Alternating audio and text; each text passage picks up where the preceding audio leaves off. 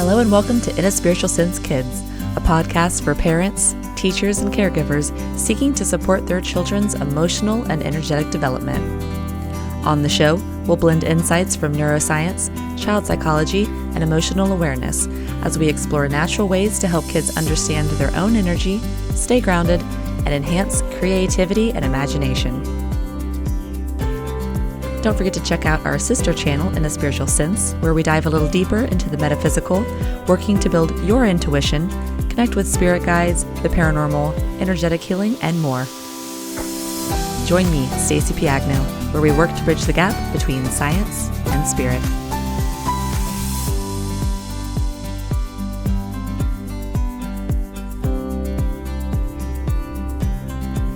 Hello and welcome back to In a Spiritual Sense Kids. I'm your host, Stacey Piagno.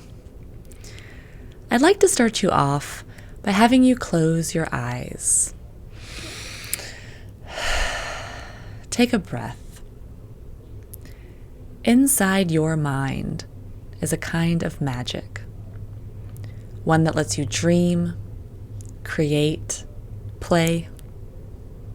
Today we're unlocking the power in imagination, the magic of our mind that has become forgotten to many of us, but never lost. The magic that exists within our children. The magic we not only want to preserve for them, but reestablish for ourselves. There is so much magic in this world. But sometimes as we grow and go through challenging situations or hardships, we lose our ability to see some of that magic. Our perspectives lose flexibility. We lose our creativity, and therefore our ability to tap into our perspective and use it as a tool. See, being in tune with our imagination and our creativity allows us to not only manifest the life we desire, but it also allows us to move with joy in and out of our day. It allows us to be better problem solvers, reduce stress, grow neural pathways, better connect, adapt, express ourselves, and most importantly, have fun.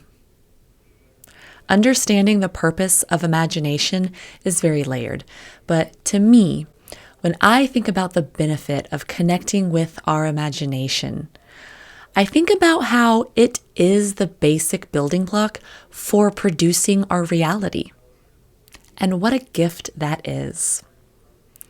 Imagination is the basic building block for life itself. Everything in this world was created with a thought, created by the imagination of spirit, of God, of life itself. Life itself was and is all produced by the energy of nature's imagination. And thinking about the power of that shows us the importance of how we can use our imagination to create the reality in which we live. I'll get philosophical for just a minute, but if you've ever pondered what reality is and how we're all simultaneously living in our own perceptions and our own version of reality, it might lead you to understanding how beneficial our perspective of this reality truly is, and how beneficial we can use the perspective we hold as a tool, an actual tool to shape our reality, to shape our lives into whatever we want it to be. Think of going through a situation with 10 people of diverse backgrounds, cultures, and upbringings. Each of those 10 people will have a different perspective of the same situation. Bringing awareness to this directly shows us the ability we have to choose our perspectives. And if we can awaken to the idea that we get to choose how we see our lives and how we see ourselves, we will see the power we hold to create the reality we live in and to create the story we tell ourselves we're living in. And having a relationship with our imagination helps us stay flexible when determining what kind of life we are living, how we see ourselves, how we see our environment. Perspective is the hidden key to unlocking happiness. And the way we use our perspective as a tool is going to tap into our creativity and into our imagination to manifest and view all our experiences as something we prefer and admire. Because once we can learn that, we will magnify that way of seeing consistently in our day-to-day.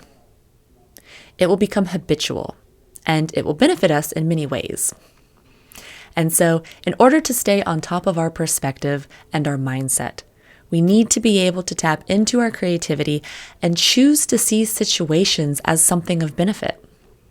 We spoke last week about finding the fun within our challenges and chaos. What if we could bring that awareness to all aspects of our lives? What if we could bring that awareness with us everywhere we went and pull it out to use as a resource? This is the magic we all have hidden within our system, and it's the magic we need to not only reawaken within ourselves, but it's the magic we need to ensure our kids stay connected to. Our imagination is what connects us to our higher selves, which is the most authentic, aligned version of us in existence. It is the untainted, unjudged, most fearless version of us. It is our true soul. And when we are able to connect with our highest selves, we can use that version of us to lead us through life. But in order to connect, we need to be able to embrace our imagination and tap into it for guidance. Tap into our inner child, back before we fell into our self-judgment and limiting beliefs. Our inner child is directly linked to our imagination. I don't know why we as adults decided to stop playing and stop imagining. When did we become so hard and fixed and limited? I have a great episode to share with you from In a Spiritual Sense. It's episode 34, Your Inner Child is Calling. I think it will go well with today's conversation as we work to dig up this hidden gem within us all, and to help us connect with our happiness, purpose, and direction in life. Because when we allow the inner child within us to be heard, we will be able to clear out our systems, produce genuine self-love, and reconnect on our path with inspiration, imagination, and purpose. This life is such a beautiful opportunity for us all. But sometimes the missing link for us to access this beauty lies within our use of imagination. Have you ever seen a video of what happens when we create neural pathways in our brain due to us using imagination and our creativity? I realize I bring up neural growth quite a lot in these conversations because I feel it's important to drive in the benefit of what's actually happening in our brain when we discuss many of these topics. If you've never watched a video of this, you can literally see how the nerve endings in our brain grow and stretch to connect with more nerve endings that also grow and stretch. We're literally awakening and growing our brain by using that forgotten muscle known as imagination. I like to think of it as a muscle because it needs exercise to function. And as we grow, I've mentioned it recently, our brain loses plasticity, which means we lose the ability to form new neural pathways. We lose the ability to think creatively and activate our imagination. Our networks harden, and although we can still reshape them, it becomes much more difficult. So this episode is to not only talk about the benefits of using imagination, but the importance of giving our children space to use theirs.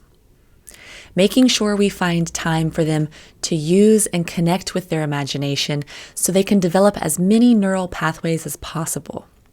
Put down the technology, allow your kids to discover the power of playing with their hands and their minds. Let them struggle through boredom. Let them get inspired by themselves and their surroundings. Create situations for them to feed their creativity and support their capacity to use their imagination. Listen to their ideas. Empower them to think outside the box. One more thing with technology. I know we spoke about it recently in regards to children under the age of 6 and how that window of time is the most critical time for growth and brain development. It's the time where the individual learns to connect to themselves and to their environment. And if a child is not using their hands and imagination to play during this time, learning becomes much more difficult for them. It's really interesting, and I can see it in the classroom. There is a distinct difference between kids who grow up playing hands-on, imaginative play versus kids who mostly play on their tablets or have heavy screen time. Kids who operate with heavy screen time are missing deep, lasting benefits for brain development and emotional growth. They need to be using their hands and their fine motor skills to learn and play. And the same goes for self-producing their own thoughts and ideas. For example, you might give your child a game on the computer where they can build with blocks and learn to count and add, etc. These are good for brain development, right? They're learning, they're counting, so it's good for them, right? Kind of. Yes, they will learn, but did you know if children are not playing with their hands and holding and touching actual three-dimensional objects, parts of their brain do not become fully developed?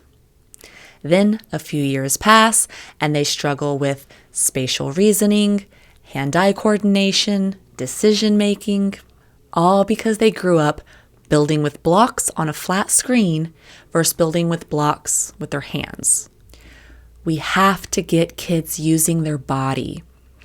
I see kids who come through the class and struggle with perception, visualization, shapes, mathematical concepts, creative writing, meaningful comprehension, all because they lack development of their body and mind due to technology. It is black and white in the classroom. Next week, we're going to dive into boredom. I keep telling you guys to drop the technology. It's limiting neural pathways and resilience in our children. So we're going to dive into that a little more, and I'll share some of my favorite activities to spark your child's imagination. Things that worked for me as a kid. Things that worked for me in class. Because we want our kids to be resilient. We want them to be problem solvers, to be able to think abstractly, to be leaders. We want them to understand emotion. We want them to build confidence. We want them to be able to use and feel their body and their fingers and not fall into being developmentally delayed because they never got the chance to learn their system during that developmental window to do so. We want them to have a strong memory. We want them to be able to retain what they learn. We want them to have longer lasting attention spans, lower frustration tolerance. That's a big one. We want them to be able to communicate. They strengthen these qualities by tapping into their imagination and using their environment to play hands-on, interacting with other children and adults, real people, real toys who give instant feedback in present time. Imagination is the root of success. It is the root of abundance. It's the root of joy, connection, brain development. And it has unfortunately become the long-lost magic so many of us are seeking to reconnect with. Let's learn from our children. Let's work to reintroduce this magic back into our lives and continue enhancing it in the lives of our kids. If you enjoyed today's episode, please use it to inspire those around you. And I'll see you next week on In a Spiritual Sense Kids.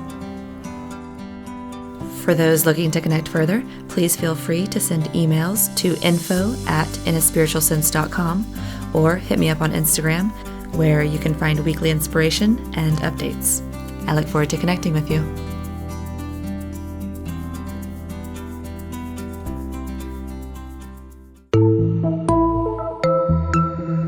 This show is part of the Mindful Podcast Network.